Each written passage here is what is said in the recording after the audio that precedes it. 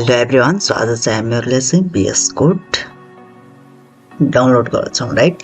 So तपाईहरुलाई चाहिँ first of all कुनै पनि ब्राउजरमा जानु होला। मसँग क्रोम ब्राउजर छ, सो म चाहिँ क्रोम ब्राउजरमा जान्छु।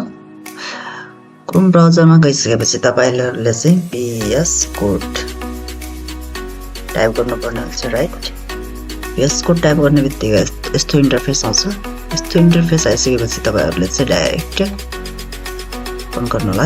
यस्तो आइसकेपछि तपाईहरु चाहिँ विन्डोज प्लेटफर्म छ भने विन्डोजमा डाउनलोड गर्नु होला। Windows 4 download okay.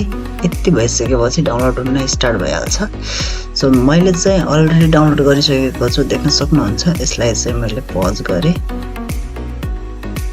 देख्न सक्नुहुन्छ मेरो चाहिँ अलरेडी डाउनलोड छ। ओपनमा क्लिक गर्छु। ओपनमा क्लिक गरिसकेपछि यसलाई इन्स्टल गर्छु है। सो डबल क्लिक गर्छु।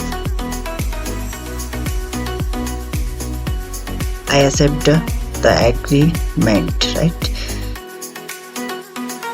Next.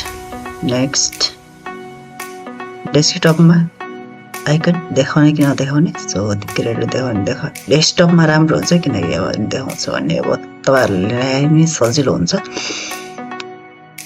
Okay, start. हाम्रो VS कोड चाहिँ इन्स्टल हुन लाग्यो। अलिकति छ, 1-2 मिनेटमा नै डाउनलोड भइहाल्छ पुरा सेटअप।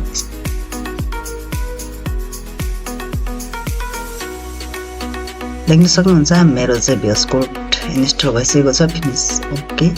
यसलाई पनि क्लोज गरिदिन्छु। देख्न सक्नुहुन्छ आइसकेको छ मेरो चाहिँ VS कोड। यसलाई चाहिँ म ओपन गर्छु। देख्न सक्नुहुन्छ आइसकेको छ मेरो VS कोड।